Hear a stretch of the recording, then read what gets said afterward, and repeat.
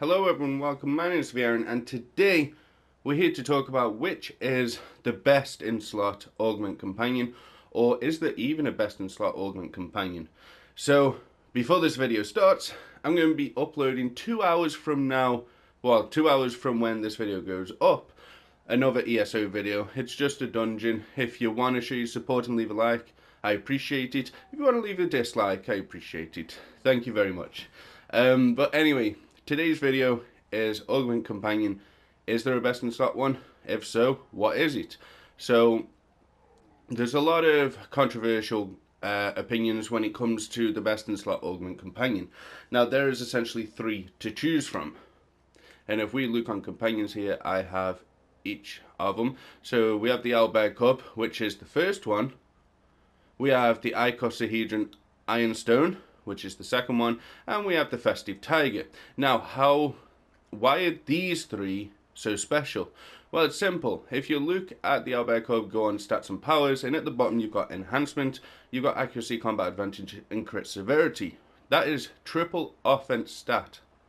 If you look at the Festive Tiger, you've got combat advantage, crit severity, and forte. Again, it's triple offense, depending on what your forte is. And the Icosahedron is crit strike, combat advantage, and power. Again, triple offense.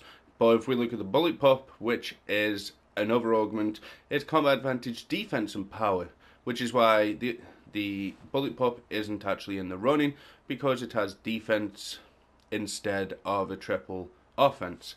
So, out of the Outback Cup, Festive Tiger, and the Icosahedron, is there actually a best in slot? So, a lot of people will say the Icosahedron is the best in slot. It does crit strike, combat advantage, and power.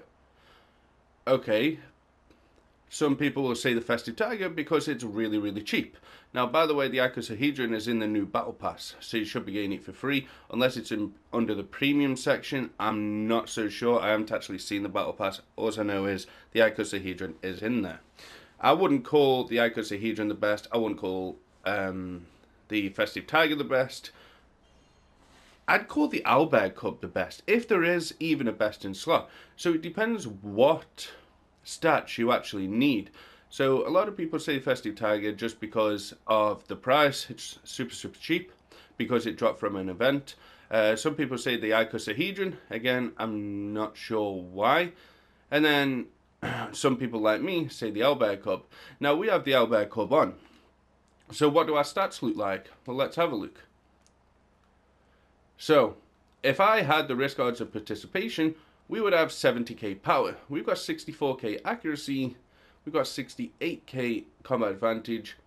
We've got 70k crit strike, 70k crit severity. So I've managed to get these stats up with the Outback Cup with the addition of more accuracy. And accuracy is quite important because it's basically how much the enemy can dodge your hits, if that makes sense. That's what the accuracy stat does. So if we look under the companions again, and if we let's activate the Icosahedron. Now, I can sort out all these stats with certain gear. I can switch stuff around, but I will basically be getting the same amount of crit strike, the same amount of crit severity, same amount of power, but without the risk odds of participation. I could probably put on the Vambraces for the extra damage, but I'm going to be lacking in accuracy. Now, for those of you who don't know, I use the Toad. Where's the Toad? There's the Toad. And the Toad actually scales off accuracy. You can actually miss with the Toad combat power. And because I use the Toad, that's why I use the Outback Cup for the accuracy. So if I sort these stats out, which by the looks of it, I would need to sacrifice power and crit strike in order to get my crit severity up, and I wouldn't be able to get my accuracy up as high as I would with the Outback Cup, which means I will be actually losing stats because all the stats here will stay the same, but accuracy will be a bit lower. Obviously, power will be higher as well, but the power isn't an issue because I can just get the risk odds of participation, and that will sort out the power. Every stat will be where it's supposed to be. So if we go and put on the Festive Tiger, what that's going to do is it's going to give you, what was it again? Combat Advantage, Crit Severity, and Forte. So if we go and summon Raja here, you can see that we're at 70 on the crit strike, 70 at crit severity, combat advantage at 68. Again, we have lost a bunch of accuracy. And that forte on a rogue is for the combat advantage. I have no trouble with combat advantage because I've got like acute senses on, which really helps. So combat advantage for me isn't a big deal, which is why I don't use this one either. But I have lost nearly 10k accuracy, which isn't ideal for me. So this is the reason that I personally go with the Outback Cup, because I can get all these stats to where I need them and also add accuracy, which is it's kind of an important stat. It's the last stat you want to be worried about, but it's still kind of important. Now, I can understand why people say that the Icosahedron is best, because it gives you power. So that means you can actually take off the, let's just imagine we've got the risk odds of participation, but we can actually take them off and we can add on the vambraces for extra damage. So also with the rings, as you can see, I am 10k above on crit strike.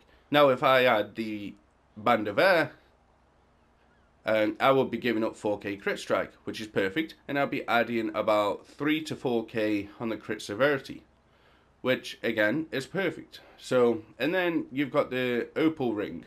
I think a lot of people use the Queen's Opal Ring, and that takes, it doesn't actually take off that much crit strike, because I believe the Opal Ring has crit strike on it, and I'm not going to go look through all the collections to discover that, but there's a lot of things you can change. You can change this here, you can change the offhand modification, and you can switch it to more, you can switch it to accuracy if you really wanted to. There's a lot of things that you can switch around, because we've got crit strike here, that's 4.5k. We can add crit severity, and there you go. You've lost the crit strike, you've added the crit severity.